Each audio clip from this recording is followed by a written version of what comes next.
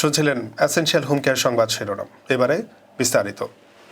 গত 23 জানুয়ারি থেকে 31 জানুয়ারি পর্যন্ত 9 দিনে যুক্তরাষ্ট্রের বিভিন্ন অঙ্গরাজ্যে 7,400 জন নথিবিহীন অভিবাসীকে গ্রেফতার করেছে দেশটির অভিবাসন ও কাস্টমস বিষয়ক আইন প্রয়োগকারী সংস্থা ইউএসএইচ।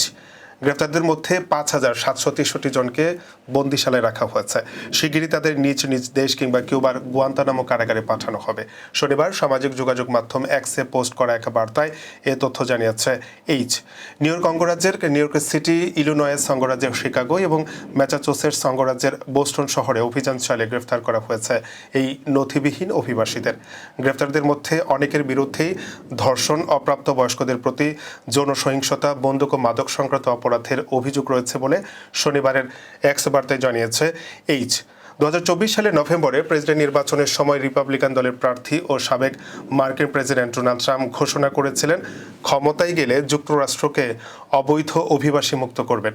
নির্বাচনে জয়ী হওয়ার পর সাংবিধানিক বিধি মেনে গত 20 জানুয়ারি শপথ গ্রহণ করেন ট্রাম্প এবং সেদিন বেশ কয়েকটি নির্বাহী আদেশে স্বাক্ষর করেন তিনি।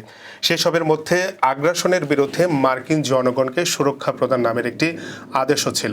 ট্রাম্প সেই আদেশে স্বাক্ষর করার পর থেকে যুক্তরাষ্ট্রে শুরু হয়েছে অভিযান।